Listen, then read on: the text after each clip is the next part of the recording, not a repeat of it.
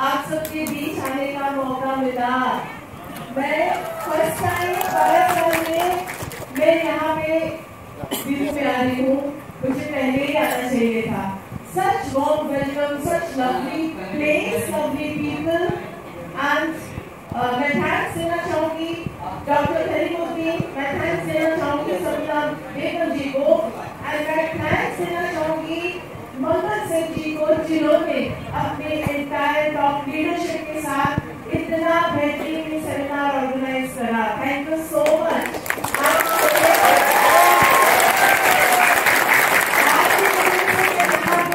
आप आई हूँ और मेरे को लग रहा है कि मेरे 12 साल में खून ही बार-बार नहीं आई।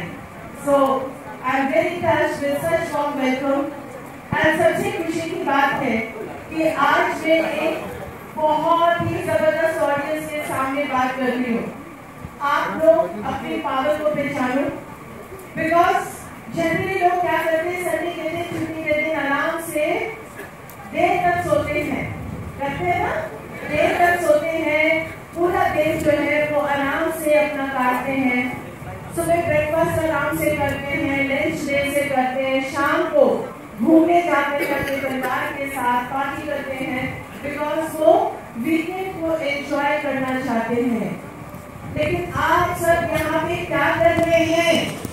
सुबह उठ के पता नहीं कितने दूर दूर से आप लोग यहाँ पे आकर के पहुंचे हैं, बिकॉज आप लोग सीखना चाहते हैं, आप लोग मेहनत करना चाहते हैं, आप आराम नहीं करना चाहते हैं। संडे के दिन आप अपना सैक्रिफाइस किया हॉलीडे, और आज आप लोग यहाँ पे हो क्यों?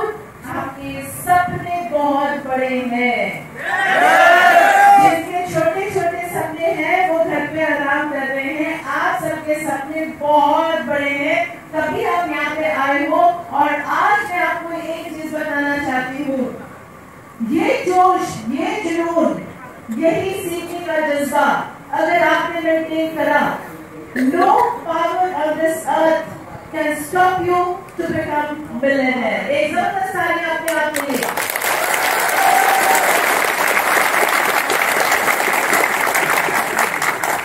मेरा नाम रत्नादीप है और देव जी पिछले 12 साल से वेस्टीज के साथ एसोसिएटेड हैं। वेस्टीज में मैं कैसे आई, क्यों आई, उसको जरूर मैं बताऊंगी, लेकिन उससे पहले मैं आप सबको बताना चाहूंगी कि मैं डायरेक्ट सेलिंग इंडस्ट्री में क्यों आई। इसके पीछे बहुत बड़ी एक सोच, एक भावना जो बचपन से ही मेरे अंदर आ गई थी कि मुझे ऑर्डिनरी लाइफ लीड नहीं करना है, मुझे स्ट्रगल वाली जिंदगी नहीं चाहिए। क्योंकि जब मैं 9 साल की थी, मेरे पिताजी का देहांत हो गया था। रात को सोए नहीं उठे, मैसिव हार्ट अटैक उनको हुआ। और उस टाइम आप सब जानते हो कि पहले के जमाने में क्या होता था, कम उम्र में शादी हो जाती थी, राइट? हस्बैंड एंड वाइफ में एज डिफरेंस बहुत होता था। मेरी मदर जब विडो हुई तो उनकी उम्र सिर्फ 38 इयर्स, और हम बहुत सारे भाई बहन, सबकी पढ़ाई चल रही थी। आप सोचो कि माँ के ऊपर क्या बीत रही होगी। उस टाइम जो सिचुएशन मेरी मदर के सामने आई, वो कोई छोटी नौकरी नहीं ले सकती थी, क्योंकि पिताजी चीफ इलेक्ट्रिकल इंजीनियर थे, बहुत बड़े पोस्ट में थे, घर पूरा रेडियस का दिया हुआ था, इतना बड़ा घर, 12 कमरे, सामने लॉन, पीछे किचन गार्डन, गाड़ी, पियर्स, सर्वेंट्स, एवरी फैसिलिटी, वो सब कुछ मदद था। लेकिन जब पिताजी का देहांत हुआ, कुछ ही महीने वो देते हैं रहने के लिए, मुश्किल से वो 2 महीने हमारे को रहने को दिया। उसके बाद हमें वो घर छोड़ना पड़ा था। माता जी, जैसे कि मैंने कहा, कोई छोटी नौकरी नहीं ले सकती थी, क्योंकि एजुकेशन उतनी ज्यादा नहीं थी, स्टेटस का सवाल था, इज्जत का सवाल था। तो भाई ने पढ़ाई छोड़ी और भाई ने नौकरी पकड़ी। आप सोचो, कहाँ एक चीफ इलेक्ट्रिकल इंजीनियर की तनख्वाह और कहाँ भाई की 1 लाख की सैलरी, मतलब लोअर डिवीजन क्लर्क। आप सोचो कि अपर डिवीजन क्लर्क भी नहीं, लोअर डिवीजन क्लर्क की उनको तनख्वाह मिल रही थी, बिकॉज वो तब भी पढ़ रहे थे, बट फाइनली उन्होंने पढ़ाई को आगे कॉरेस्पॉन्डेंस में जारी करा और वो नौकरी भी करते रहे, मदर को वो सपोर्ट करते रहे। उस मोमेंट में एक चीज मेरे को रियलाइज हो गई थी कि लड़का हो चाहे लड़की हो, घर पे नहीं बैठना है, काम करना है, अपने पैरों पे खड़ा होना है, फाइनेंशियली सपोर्ट करना है परिवार को सुख में दुख में। क्योंकि मेरी माँ नौकरी नहीं कर पा रही थी बिकॉज लैक ऑफ एजुकेशन। और उस टाइम एक और बात होती थी, लड़कों को ज्यादा पढ़ाया जाता था, लड़कियों को नहीं। लड़कियों को थोड़ा बहुत पढ़ा करके वो यही सोचते थे क्या करना है, शादी करके उन्होंने घर बसाना है, घर बार देखना है, बच्चे देखने हैं, यही सोच थी। अब तो जमाना कहाँ से कहाँ पहुंच गया, सोच बदल गई। लड़का लड़की दोनों आज के टाइम पे पढ़ते हैं, क्योंकि लड़का लड़की दोनों को क्लियर है कि हमें अपने पैरों पे खड़ा होना है, सुख में दुख में किसी के सामने हाथ नहीं फैलाना है। आप सोचिए उस टाइम 9 साल की मेरी उम्र, लेकिन उतनी मैच्योरिटी मेरे अंदर आ गई थी और माँ ने भी बहुत सपोर्ट करा, माँ ने भी एनकरेज करा। माँ को भी ये था कि बेटा बेटी में हमने डिफरेंस नहीं देख करना है, हमें पढ़ाना है दोनों को। And hats off to her, मैं सैल्यूट करती हूँ मेरी माँ को। वो आज इस दुनिया में नहीं है, लेकिन वो इतनी स्ट्रॉन्ग लेडी थी और इतनी ज्यादा उन्होंने मैच्योरिटी के साथ पूरे परिवार को पाला, हम सबको एनकरेज करा और हमें कहा कि जितना पढ़ना पढ़ो, आप सोचो मत कैसे क्या होगा, सब मैनेज कर लूंगी मैं। आज जो भी हो, जहाँ पे भी हो, मैं अपनी माँ की वजह से हूँ। सो मैंने उनसे बहुत कुछ सीखा और पढ़ाई मैंने डिसीजन लिया कि मैं बहुत मेहनत करूंगी, बहुत अच्छे नंबर लेकर के आऊंगी, ताकि मेरे को स्कॉलरशिप मिले। और स्कॉलरशिप मिलेगी तो मेरे को किताबें खरीदनी पड़ेगी, स्कॉलरशिप मिलेगी तो मेरे स्कूल का फीस माफ होगा, कॉलेज का फीस माफ होगा। तो मैं बिल्कुल भी टाइम वेस्ट नहीं करती थी और मैं अपना पूरा ध्यान पढ़ाई में रखती थी, ताकि मम्मी का खर्चा मैं कम कर सकूं। स्कूल बस में नहीं जाती थी क्योंकि खर्चा होगा, कई दफा पैदल निकल लेती थी और या तो प्राइवेट बस में मैं जाती थी। क्यों? क्योंकि मम्मी की तकलीफ मेरे को समझ में आती थी। तो मैंने डिसीजन लिया कि ये जो स्ट्रगल वाली जिंदगी है, इतने बड़े घर से हम 2 कमरों के मकान में आ गए थे और बहुत तकलीफ से हम लोग आगे बढ़ रहे थे, क्योंकि फाइनेंशियली बहुत ज्यादा हम लोग क्रंच में आ गए थे, क्योंकि पिताजी की बहुत बड़ी तनख्वाह थी और अब मामूली से माँ की पेंशन और भाई की सैलरी, उससे हमने पूरा परिवार हमने चलाना होता था। फ्रेंड्स, अगर आप दिमाग में कुछ ठान लो कि मुझे ये चीज करना है और आपके सामने बहुत बड़ा पर्पस है, तो आप उसके लिए कुछ भी करोगे। मैंने भी दिन रात एक करी और अच्छे नंबर आए, स्कॉलरशिप मिली, तो मुझे बड़ी खुशी हुई कि चलो अब स्कूल कॉलेज खर्चा जो है माँ को सोचने की जरूरत नहीं होगी। एंड मैंने दिल्ली यूनिवर्सिटी के one of the best college Miranda house से इकोनॉमिक्स ऑनर्स करा। उसके बाद MBA में मैंने एडमिशन लिया। देव जी के साथ मुलाकात हुई और जैसे मेरे सपने बहुत बड़े थे, देव जी के भी सपने बहुत बड़े थे।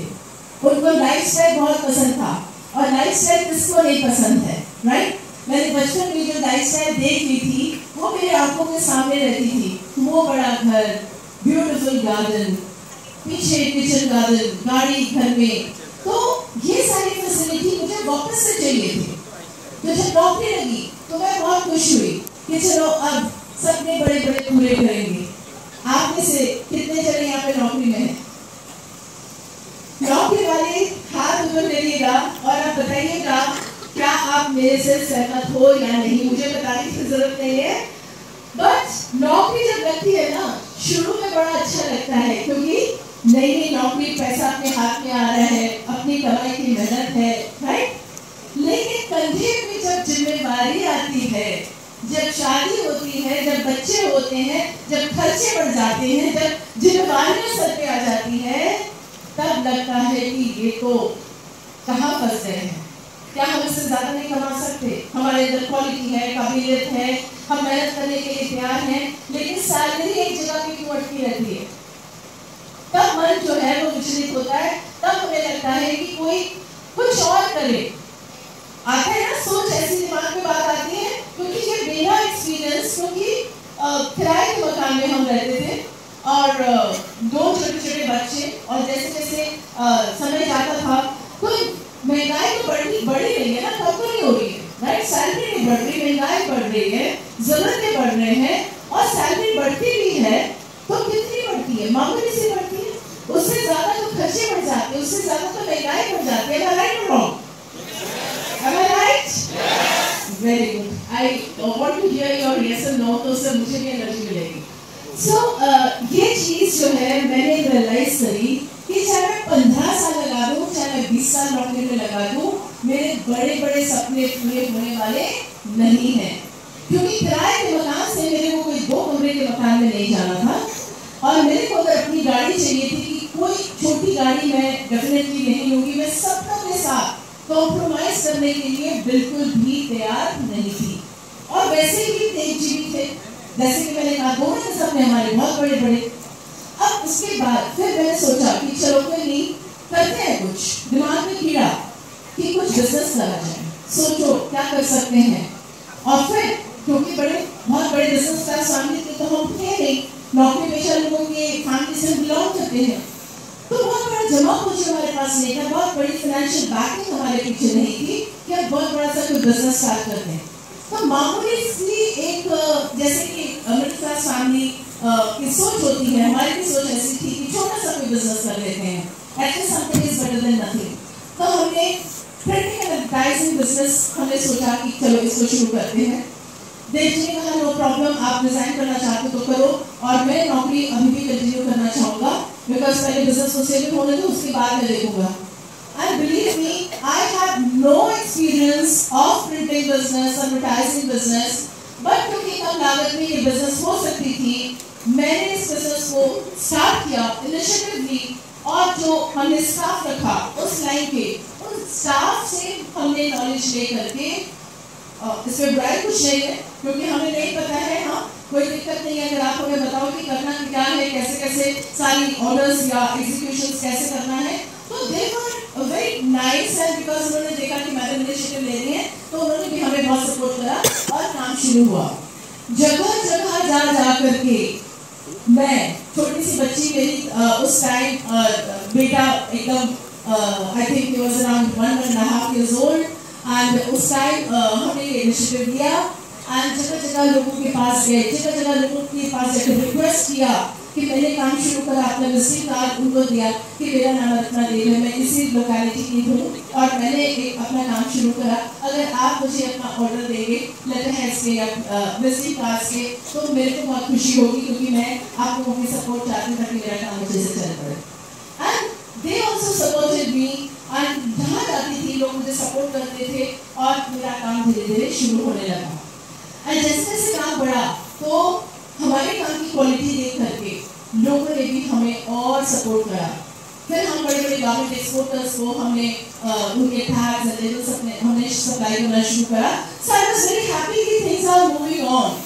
और देव जी ने उस टाइम एक डिसीजन लिया कि काम अच्छा चल रहा है, सारा लोड अपना के ऊपर पड़ रहा है, और उस टाइम देव जी की प्रमोशन मुंबई में हो रही थी, क्योंकि एक सीनियर पर्सन को एक जगह पे कई साल नहीं रोकते हैं, तो प्रमोशन करके वो मुंबई भेजना चाह रहे थे। तो उन्होंने सोचा कि बच्चों को छोड़ के, बीवी को छोड़ कर, बिजनेस को छोड़ करके मैं एक और शहर में जाकर के नौकरी करूं, उससे अच्छा मैं रिजाइन करूं और मैं अपने वाइफ को सपोर्ट करूं। और उन्होंने भी रेजिग्नेशन दिया, और दोनों के पास नौकरी नहीं थी, और हमारा टोटल जो ब्रेड एंड बटर अर्नर, एक ही bread and butter earner, that was printing and advertising business. अब यहाँ पे पता नहीं कैसे बिजनेस होता है, लेकिन मैं आपको बताऊं कि दिल्ली शहर थोड़ा मेरे को लगता है कि बहुत ही डिफिकल्ट एक मार्केट है। आप मतलब ऑर्डर लेने जाओगे तो ऑर्डर आपको दे देंगे, लेकिन उसके बाद जब आप पेमेंट की बारी आती है तो रुला देते हैं। और शुरू में बड़ा अच्छा इंप्रेशन डालेंगे, 15 दिन में पेमेंट रिलीज कर देंगे, 30 दिन में पेमेंट रिलीज कर देंगे, उसके बाद क्रेडिट पे चले जाएंगे कि आप 60 दिन बाद पेमेंट लेने आ जाना। वो भी जब पेमेंट लेने जाते थे तो तोड़ तोड़ के पेमेंट दे देते, एक बार में पेमेंट नहीं दे देते। आप सोचो, हमारे पास फाइनेंशियल बैकिंग बिल्कुल भी नहीं थी कि हम क्रेडिट पे माल दिए जाएं और जब उनका मन करे तब वो पेमेंट करें, क्योंकि हमारी अपनी भी तो लाइबिलिटीज थी, हमारे अपने स्टाफ थे, हमारे अपने जो जहाँ से रॉ मटेरियल वगैरह आता था वहाँ से हमें उनको भी पेमेंट करनी होती थी। तो कहाँ से पैसा आएगा? पैसा आएगा तो देंगे ना। तो आगे आगे मार्केट बहुत डिफिकल्ट लगने लगा। क्यों? तब पता चला कि जो बड़े कॉम्पिटिटर्स होते हैं वो छोटे कॉम्पिटिटर्स को सरवाइव करने नहीं देते, वो उनके जड़े काटते हैं। तो जहाँ से ऑर्डर आता था वहाँ से उन्होंने कुछ ना कुछ फिटिंग अपनी करी और वो सारे ऑर्डर्स वो उनको जाने लगे और हम अपने पैसों के लिए तरसने लगे, जो पैसे हमारे फंस गए थे। सोचो, नौकरी को उन्होंने छोड़ दी, बिजनेस से रिजल्ट्स नहीं आ रहा, कैसे परिवार चलेगा? कुछ टाइम हम वेट करते रहे, पेशेंस रखा, घंटों बैठे रहते थे, हमारे जो क्लाइंट्स होते थे उनके ऑफिसेज में वेट करते थे कि कब हमें बुलाएंगे, कब हमें पेमेंट रिलीज करेंगे। लेकिन जरूरत सी लगती थी, लगता था अपने पैसे मांगने के लिए हम भिखारी बन गए। बिलीव मी, जिंदगी से नफरत हो रही थी कि क्या यही जिंदगी है? नौकरी लेते स्ट्रगल, कुछ सामने सपने पूरे होते हुए नहीं नजर आ रहे थे नौकरी में, तो हमने बिजनेस स्टार्ट किया। और बिजनेस में भी अगर ये हाल है तो जिंदगी का क्या मतलब? बहुत मायूस हो रही थी और मैं बचपन से भगवान को बहुत मानती हूँ, ऊपर वाले को बहुत मानती हूँ। मैं ऊपर वाले को दिन रात प्रे करना शुरू करा कि रास्ता दिखाओ, रास्ता दिखाओ, रास्ता दिखाओ। एंड आई स्ट्रांगली बिलीव कि जब आप भगवान के भी पीछे पड़ जाते हो ना, अल्लाह के भी पीछे पड़ जाते हो ना, तो दरवाजे जरूर खुलते हैं। तो भगवान ने भी हमें रास्ता दिखाया, हमारे लिए दरवाजा खोला and we came to know about direct marketing in the year 1996. 1996 की मैं बात कर रही हूँ जब एक मौका हमें मिला डायरेक्ट मार्केटिंग के बिजनेस को समझने का। समझने की हालत हमें लगता था कि फ्रॉड है, बेवकूफ बना रहे हैं, पैसा हमारा लेकर के भाग जाएंगे। तो उस टाइम बहुत सी चिट फंड की कंपनीज और स्टील की यूटेंसिल्स की कोई चेन सिस्टम वाली बहुत सारी चीजें, तो वो सारी चीजें जो ना हमारे दिमाग में भी थी कि ये सारी चीजें गलत होती है, इसमें पैसा फंस जाता है, आपको कुछ नहीं मिलता है, लोग आपको सपना दिखाते फिर भाग जाते हैं। तो हमें भी लगा कि इतना पैसा कैसे पॉसिबल है? इम्पॉसिबल है, राइट? क्योंकि उन्होंने जिस तरीके से प्रेजेंटेशन दिखाया, तो एक चीज उन्होंने रियलाइज कराने की कोशिश करी थी कि डायरेक्ट मार्केटिंग में अगर आप सीखते हुए काम करते हो 3-5 साल, तो जो पैसा नौकरी नहीं दे सकता, जो पैसा आपकी ट्रेडिशनल बिजनेस नहीं दे सकता, आप यहाँ से उतना कमा सकते हो। महीने के 3-5 लाख रुपए महीना कमा सकते हो। एडजस्ट नहीं हो रहा था। 15,000 की मेरी सैलरी होती थी और 35,000 की सुदेव की सैलरी होती थी, और बिजनेस में तो क्या खोया क्या कमाया नहीं समझ में आया। 3-5 लाख लाइक हमको लगा कि बेवकूफ बना रहे हैं, छोड़ो कुछ और सोचेंगे। देश के कजिन्स अमेरिका में रहते हैं, तो उन्होंने सोचा कि ये जो कॉन्सेप्ट है ये अमेरिका से ओरिजिनेटेड कॉन्सेप्ट है, सुना था, चलो भाई को फोन लगाते हैं। भाई को फोन लगाया, पूछा कि भाई डायरेक्ट मार्केटिंग करती है अमेरिका में, कोई ऐसा सिस्टम चलता है? बोले हाँ, क्यों? बोले कि इंडिया में शुरू हुआ है, तो हम सोच रहे थे क्योंकि थोड़ी सी टफ टाइम चल रहा है हमारा। भाई ने बोला इस कॉन्सेप्ट को आप अंडर एस्टिमेट मत करो, ये बहुत पावरफुल कॉन्सेप्ट है, इसके अंदर बहुत ह्यूज पोटेंशियल है।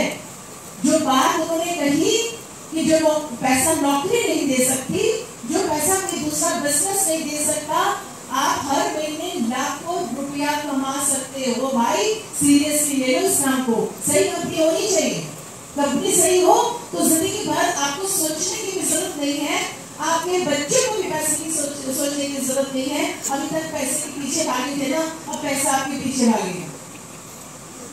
हमने कहा कि भाई ने अगर ये बोला है तो जरूर इसमें पावर है, क्योंकि भाई तो वहां का सिटीजनशिप पर सालों से ले रहे हैं, उनकी बेटी के कजिन ब्रदर।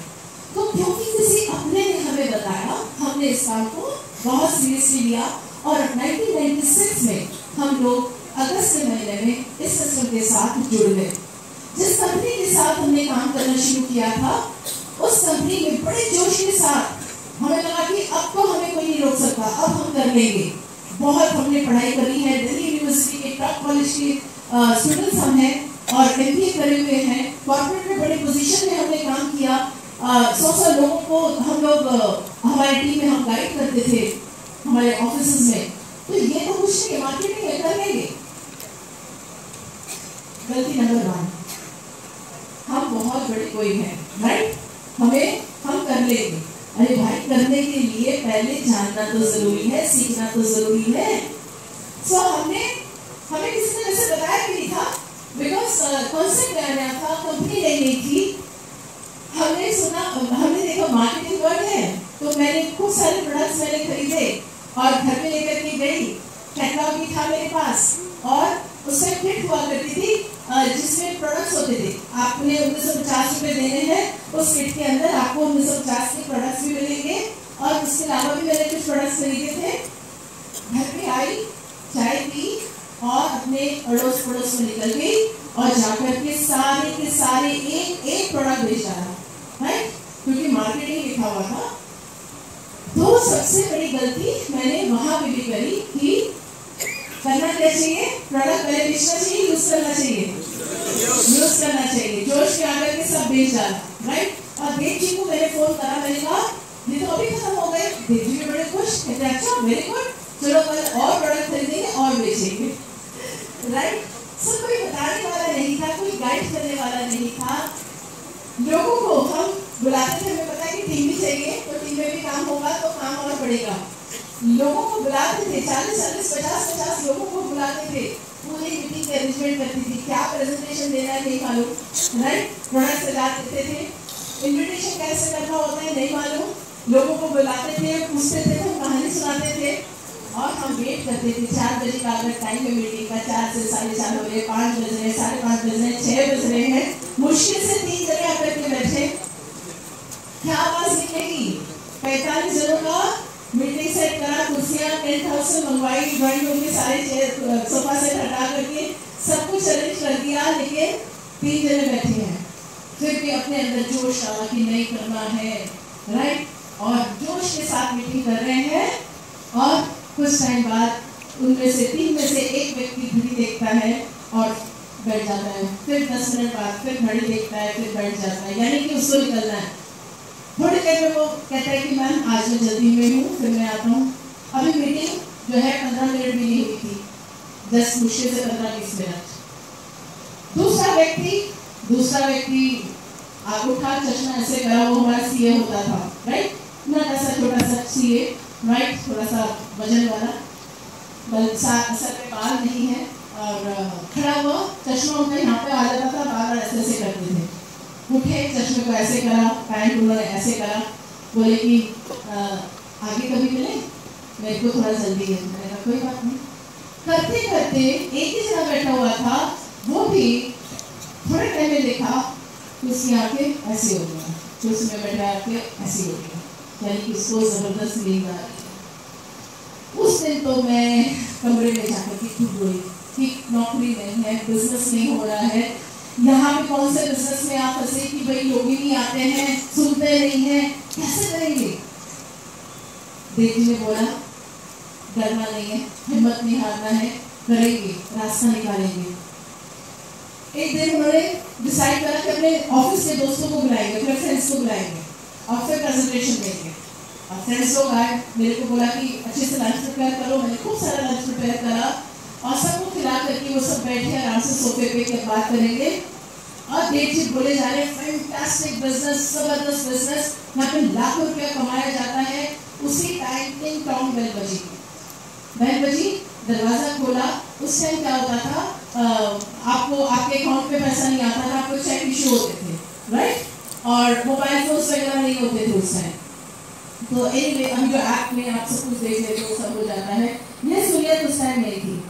तो मैंने देखा जो आता था, पोस्टमैन लेकर के आता था, तो जो चेक होता था ना, तो वो उसमें एक छोटा सा एनवेलप के ऊपर एक सेलोफेन पेपर से कॉर्नर करना होता था, बाकी तो पूरा एनवेलप होता था, बट एक छोटा सा सेलोफेन का एक विंडो टाइप का होता था, जिसमें से आपको दिखता था कि एक्चुअली है क्या, राइट? तो मैंने देखा, मेरे को लगा कि ये तो चेक दिख रहा है, तो मैं बहुत खुश हुई कि चेक आया, राइट। तो देव जी ने बोला कि अरे बड़ी खुश हो रही हो, क्या है? मेरे को लग रहा है हमारा चेक आया, पहला चेक, फर्स्ट चेक, ओके। सो बोले खोलो ना। तो मैंने कहा कि खोलती हूँ। खोला और जैसे मैंने चेक देखा तो मेरी सारी हंसी चली गई, सारी मेरे चेहरे से मुस्कुराहट चली गई। तो देव जी बोले क्या हुआ, कितने का चेक है? मैंने कहा रहने दो ना। बोले नहीं, मुझे दोस्त ने बोला ये भाभी जी बताओ तो, इतना बड़ा बिजनेस कर रहे हो। इतनी शर्म आई मेरे को। अमाउंट था 26 रुपया। 26 रुपया। बोले वाह वाह वाह, वेरी गुड डे, बिल्कुल सही बोला, लाखों कमाएंगे इस बिजनेस के अंदर, फैंटास्टिक बिजनेस, जबरदस्त बिजनेस, कांग्रेचुलेशंस डे। उस दिन जो बेइज्जती हुई, उसके बाद मैंने और देव जी ने कसम खा ली कि आज के बाद हमारे ऊपर कोई नहीं हंसेगा, कुछ भी करेंगे हम इस बिजनेस में सफल होके ही रहेंगे। हम उठ के चले गए ऑफिस में। ऑफिस रजौरी गार्डन दिल्ली में होती थी, वहां पे गए, बहुत सैड होकर के हम दोनों गए। हमने कहा कि हमसे नहीं हो रहा ये बिजनेस, हम तो यहाँ पे लाखों रुपया सोचे थे कमाएंगे, लेकिन ये हमारा चेक आया। तो बोले कि मैडम और सर आप लोग हमें ट्रेनिंग में क्यों नहीं आते हो? तो हमने कहा कि ट्रेनिंग, किसकी ट्रेनिंग?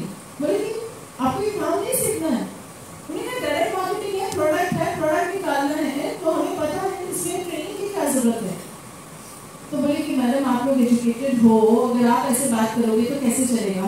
मैंने कहा मेरे हस्बैंड 16 साल से मार्केटिंग लाइन में है और इतने लोग इनके अंदर काम कर चुके हैं, अभी आपको दोबारा से क्या ट्रेनिंग सीखना है? तो उन्होंने बोला मैम सीखना तो है।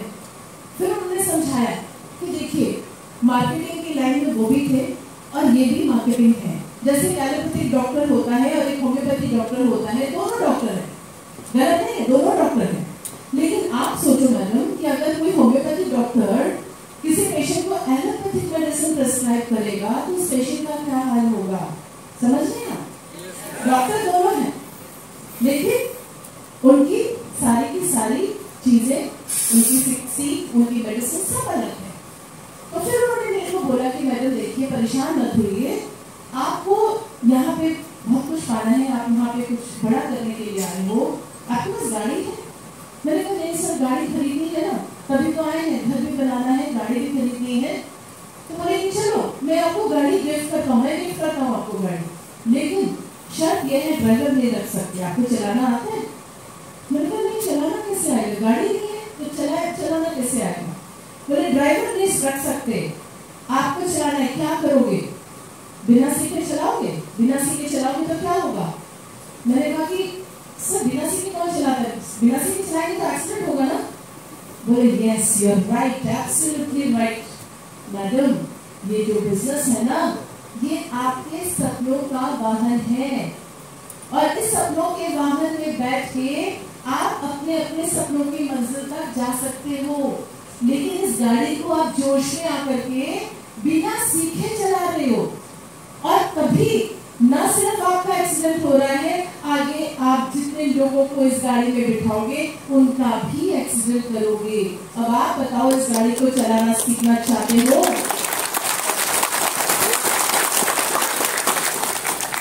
मेरे को बहुत अच्छे लगे वो इंसान और आज भी बहुत अच्छे लगते हैं। सुपर जीनियस इज मैजिशियन, मैं बाद में बताऊंगी वो इंसान कौन है। फिर उन्होंने कहा कि मैडम इतना मत सोचो, बेटी इतना मत सोचो, बहुत सिंपल है ये बिजनेस, आप ना सिर्फ फॉलो कर लो, जो बताया जा रहा है उसको फॉलो कर लो। एक व्यक्ति जो सफल है ना उसको कॉपी कर लो, उसको फॉलो कर लो, उसको नकल मार लो। नकल मारने का बिजनेस है, अगर नकल मार लोगे एक सफल व्यक्ति को सफल हो जाओगे। एग्जाम्पल दिया, एग्जाम्पल क्या दिया कि अगर आपको मैडम इमरजेंसी है, ट्रेन की टिकट नहीं, फ्लाइट की टिकट, आपको कुछ भी नहीं मिल रही है, मुंबई जाना है, आपको इमरजेंसी है, बाय रोड ही जाना पड़ रहा है अभी क्योंकि इमरजेंसी है और आपको रास्ता तो नहीं मालूम। तो जब आप गाड़ी लेकर के निकलोगे तो चेक पोस्ट आप चेक करोगे कि ये रास्ता कौन से डायरेक्शन में जा रहा है। कोई व्यक्ति सड़क पे चलता हुआ मिलेगा तो आप उससे पूछोगे भाई साहब मुंबई के लिए दाएं मुड़ो या बाएं मुड़ो या सीधा जाओ, पूछेंगे? तो उन्होंने कहा कि मैडम अगर आप गाड़ी रोकोगे, आप पूछोगे तो समय वेस्ट होगा, नंबर 1। नंबर 2, किसी व्यक्ति ने अगर गलत रास्ता बता दिया और और मुंबई की जगह अगर आप पुणे पहुंच गए, पॉसिबल है? मैंने कहा बिल्कुल पॉसिबल है। और अगर उन्होंने कहा कि चलो मैं आपका नेबर हूँ और मैं एवरी वीक मुंबई जाता हूँ और आई लव ड्राइविंग कार, और मेरे को उस दिन जाना भी था मुंबई, और मैं आपको कहती हूँ कि आप मैडम परेशान मत हो, मुंबई जाना है ना, मेरी गाड़ी के पीछे अपनी गाड़ी लगा लो, तो टाइम वेस्ट होगा नहीं, सीधा मुंबई पहुंचोगे? यस, यस और नो? तो उन्होंने कहा एक सफल व्यक्ति को फॉलो कर लो, नकल मारने का बिजनेस है, नकल अगर मार सकते हो सफल हो जाओगे।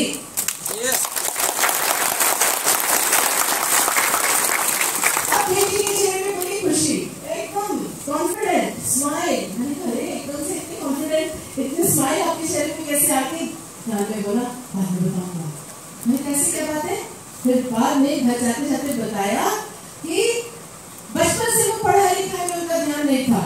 स्कूल में जब टीचर पढ़ाती थी उनकी नजर होती थी खिड़की के बाहर कि मैं कब घंटी बजे, कब मैं उसमें जाऊं, मैं अपने स्कूल के मैदान में जाऊं और जाकर के दोस्तों के साथ फुटबॉल खेलूं।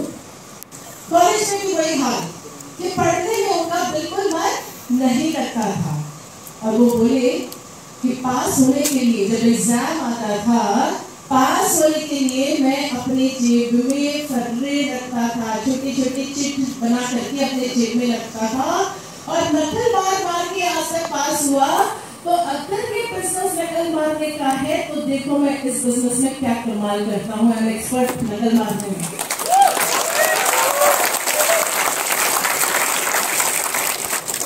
देवी मजाक मत करते हैं, हर चीजों में मजाक की बात भूल लेते हैं, राइट?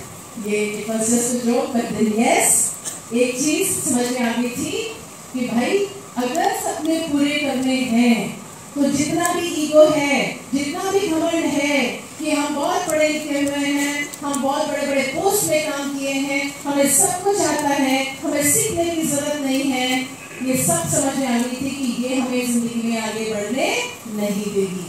तो ये सारी ये सारी अहंकार, ये सारी ईगो को साइड करो और चुपचाप स्टूडेंट बनने के लिए तैयार हो जाओ।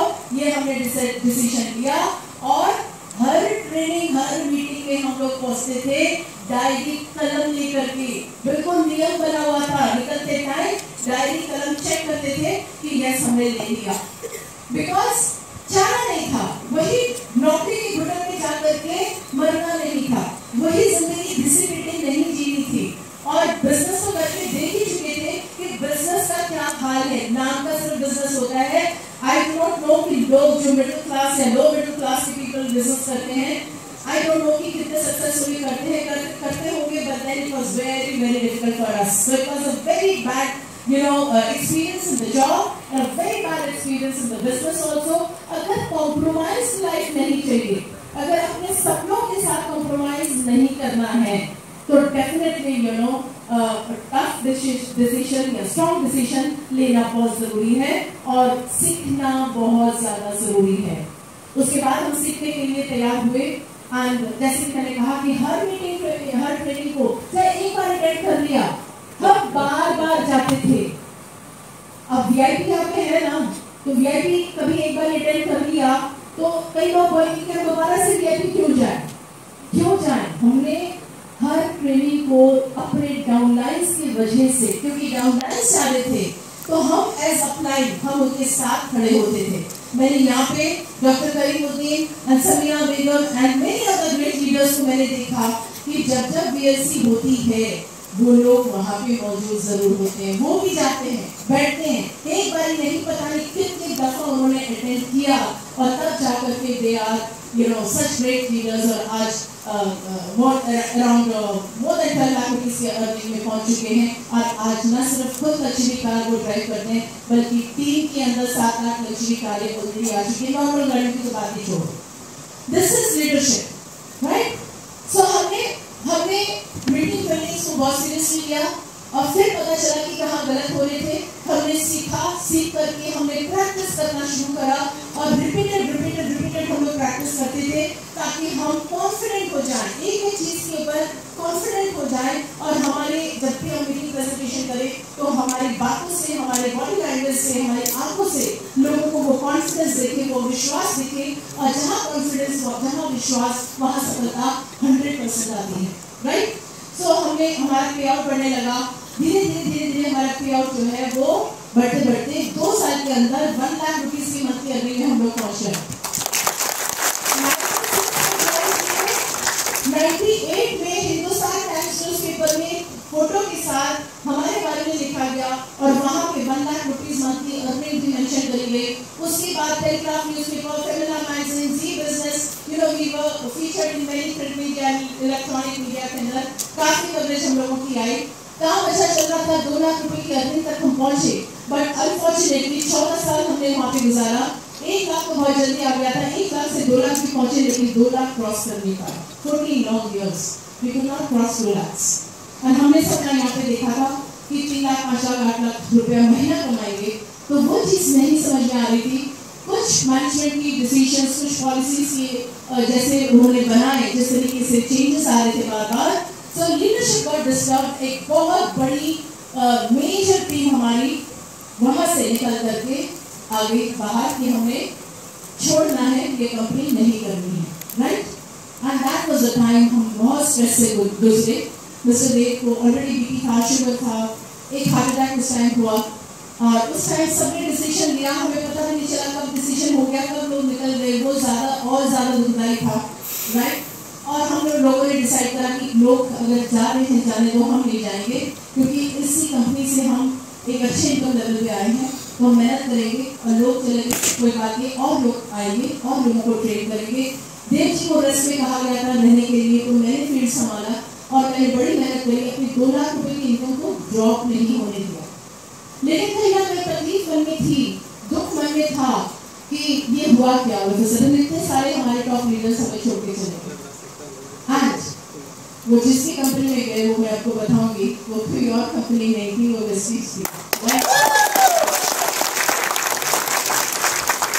जो उनके प्यार समझ में आ रही थी, जो वो बता रहे थे, हमें लगा बेवकूफ बना रहे हैं, हम वो चाहते कि हम भी ज्वाइन करें, इसी बड़ी बड़ी फिगर लगा रहे हैं। 3-5 लाख रुपए महीना कमाने लग गए 2-2.5 साल के अंदर। जो 3-5 हजार नहीं कमाते थे वो 1.5-2 लाख की अर्निंग में आ गए। तो समझ में नहीं आ रहा था कि सच या झूठ, लेकिन कहीं ना कहीं मन में लग रहा था कि पता तो करना चाहिए। इस बीच वेस्टीज की फ्लेक्स ऑयल, जिसको देख पहले तो बहुत नाराज थे कि वेस्टीज का नाम मत लो, कोई प्रोडक्ट मुझे नहीं बताओ, मुझे नहीं खाना, लेकिन धीरे धीरे उनको काउंसिल करते करते उनको मैंने कहा कि फ्लेक्स ऑयल ले लो, क्या पता कोलेस्ट्रॉल खत्म हो जाए, क्या पता सेकंड ऑपरेशन की जरूरत ना हो, तो मान लो, ठीक है। फ्लेक्स ऑयल लेना शुरू करा, 4th मंथ जाकर के चेकअप कराया, क्योंकि चेकअप कराना जरूरी था, डिसीजन लेना था कि सेकंड ऑपरेशन कब करना है। And thankfully with the grace of God report जो आया अमेजिंग, 0 कोलेस्ट्रॉल, डॉक्टर ने कहा ऑपरेशन की जरूरत नहीं।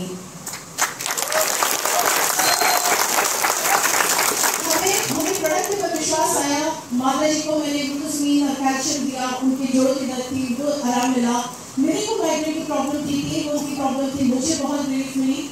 तो प्रोडक्ट के ऊपर तो विश्वास आ गया, लेकिन अब पे आउट की बात, हिम्मत नहीं हो रही थी कि वो पैसा छोड़ करके हम नए सिरे से हम वेस्टीज के अंदर आए। लेकिन मन ही मन में लग रहा था कि पता तो करें कि इनकी चेक सही है गलत। मिस्टर बाली के पास गए और जा करके हमने सीधा सीधा मिस्टर बाली को ये कहा कि क्योंकि अब मैं आप सबको ये बात बताना चाहती हूँ कि जो मैं व्यक्ति की बात कर रही थी कि रिस्पेक्ट है लॉट, वो जादूगर है, मैजिशियन है, जो इतनी स्टोरी बता करके बता रहे थे कि नकल मारने का बिजनेस है, नकल मार लो सफल हो जाओगे। गाड़ी की एग्जाम्पल जो अभी मैंने आपको बताया, वो जो सज्जन हमें उस टाइम गाइड किए थे, वो सज्जन कोई और नहीं मिस्टर गौतम बाली थे। मिस्टर बाली हमें जानते थे पहले से, और उन्हें ये था मिस्टर मिसेस देव वेस्टीज में क्यों आएंगे, 2 लाख रुपए छोड़ करके क्यों आएंगे। जिस दिन हम पहुंचे वहां पे, मिस्टर बाली हमें देख करके उठ के खड़े हो गए। अरे आप कैसे? हमने कहा कि सर हम आपसे नहीं बात करेंगे, क्योंकि हम बहुत अच्छे हमारे बिल्कुल फैमिली रिलेशन जैसे उनके साथ रिलेशन था। हमने कहा कि सर आपने हमारे सब लोगों को ले लिया, हमारे लीडर्स को। बोले मैंने लिया, मैं क्यों लूंगा भाई, वेस्टीज में मैं किसी को नहीं बोलता हूँ मेरे पास आ जाओ, लोग अपने आप चल के आते हैं। आज आप भी मैडम आए हो, मैंने तो नहीं बुलाया। बात समझ में आ रही थी कि यस वेस्टीज है ही ऐसा कि लोग अपने आप खिंच के आते हैं, मैग्नेट की तरह आते हैं, मधुमक्खी की छत्ते की तरह आते हैं, तो मैंने सर को कहा sir absolutely right, yes I तो हम अपने आप ही हैं, आपने नहीं बुलाया सर। लेकिन एक बात बताइए कि ये जो चेक्स बना रहे हैं हमारे जो जितने भी लीडर्स आ रहे हैं, इतने बड़े चेक्स कैसे हो सकते हैं? 14 साल हम काम लगा करके अभी भी काम कर रहे हैं, हमारे चेक तो 2 लाख से कम नहीं है। बोले देखना चाहते हैं? मैंने कहा ये सब देखने के लिए आई हूँ, बिकॉज सीइंग इज बिलीविंग, देखते हैं तो विश्वास होगा। उन्होंने कहा किसका देखना चाहते हो? मैंने नाम लेना शुरू करा एक करके, और बारी सबने लैपटॉप घुमा करके उनकी नाम से, उनके आईडी से हमें उनके जब से जुड़े हैं और तब उस महीने तक के पेआउट दिखा दिए, इंक्लूडिंग मिस्टर सिद्धार्थ सिंह। देखे तो देखते रहे, sir how is it possible? हमारी टीम में थे, हम ही लोग तो इनके साथ मेहनत करते थे, ये इतने कम टाइम में यहाँ तक कैसे पहुँचे? पूरे power of marketing plan, power of the products. तो मैंने कहा सर प्रोडक्ट्स तो हमने देख लिए, मार्केटिंग प्लान बताएंगे? तो सर ने आई स्टिल रिमेंबर कागज कलम लिया, फटाफट उन्होंने सारा कुछ बताया, एरियाज ऑफ इनकम दिखाई, and we were impressed. What a marketing plan! Team रात सोने पाई रोई थी कि इतनी बड़ी गलती कैसे कर दी, उसी टाइम ज्वाइन कर लेती। लेकिन ऊपर वाले की मर्जी की बिना एक पत्ता नहीं हिलता, जब जिसका वक्त होता है दरवाजा ऊपर वाला तभी खोलता है। सुनो सारी ईगो साइड में रखा, फिर से सिद्धार्थ जी के लाइन में ज्वाइन कर लिया। अब डाउनलाइन जो होते थे वो हमारे upline, and salute to Siddharth ji because great leader, super leader. आज मैं तो थैंक्स करती हूँ, एक बार में हजार बार थैंक्स देती हूँ कि डिसीजन लिया कंपनी छोड़ने का, सही कंपनी का चुनाव किया, काम करके दिखाया, अपने आप को एग्जाम्पल बनाया। तो हम लोग आए ना, हिम्मत करी, विश्वास किया कि हाँ ये लोग हमारे, चलो चलते हैं। तो हिम्मत सबसे पहले किसने उठाई? सिद्धार्थ जी ने उठाई, right? So I really, respect him a lot. Although मेरे बेटे की उम्र मुझसे है, तो मैं उनको बहुत रिस्पेक्ट करती हूँ। तो डिसीजन लिया और इस बार ही कोई गलती नहीं करी। हमें पता था सीखना जरूरी है, जो वहाँ की सिस्टम थी वहीं पे छोड़ा और वेस्टीज में आए, तो वेस्टीज के सिस्टम को अडॉप्ट किया और सीखने के लिए तैयार हो गए। हमें ये नहीं था कि वहाँ पे इतने बड़े लीडर थे, लोग आगे पीछे घूमते थे, हमें ये नहीं पता था कि वेस्टीज में 2 लाख कमाने वाले तो भरे हुए। हमने सोचा था कि यहाँ पे लोगों ने कहा वहाँ इतनी बड़ी कंपनी से इतने बड़े लीडर आ रहे हैं, कोई पूछता ही नहीं था, क्योंकि 2 लाख में कोई इनकम नहीं है वेस्टीज से, लोग को इधर 2 लाख कमाए। सो हमने डिसाइड करा कि हम इस इनकम को क्रॉस करेंगे और बहुत बड़े इनकम में जाएंगे। अपने आप को प्रॉमिस करें, अपने आप को प्रूव करेंगे, yes we are leaders, we are true leaders, and we'll do anything and everything to prove ourselves, right? तो VIP, CNT जगह जगह जा करके, कंपनी की CNT होती है ना, हमने एक भी कंपनी की CNT ले ली, राइट? हमने कहा नहीं, अपने एरिया को बिल्ड करेंगे तो खुद ही CNT करेंगे, तो अपने टीम को एड्रेस करेंगे। अभी हमें फोकस करना है अपनी टीम को डेवलप करने के लिए। So with the grace of God, we got great leaders like all of you, Dr. Karimuddin, Samina Begum, Mangar Singh ji, and all the great leaders sitting here. I'm so thankful to God कि आप सब आए और आप सब ने भी यहाँ पे पावर देखी, आप सब ने काम किया, and आप लोग भी ग्रो कर रहे हैं। Yes, हमारा पहला पेआउट यहाँ पे 2000 कुछ रुपए का था, एंड मेहनत करते करते जो 14 साल में वहाँ पे नहीं कर पाए, यहाँ पे 4 साल के अंदर हमारे महीने की इनकम 9 लाख रुपए क्रॉस कर दी थी।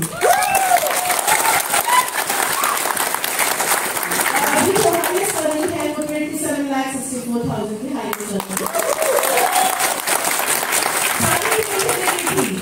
कोई भी नहीं था जो कमा रहे थे उस टाइम, वहाँ पे छोटे छोटे इनकम कमा रहे थे, और मेजर टीम जो बड़ी टीम सब आ गई थी जीरो से। जब हम आए अकेले आए, कोई हमारे साथ नहीं आया, जीरो से मेहनत करके नए जगह पे नए लोगों के साथ मेहनत करी, नई लीडरशिप क्रिएट करी।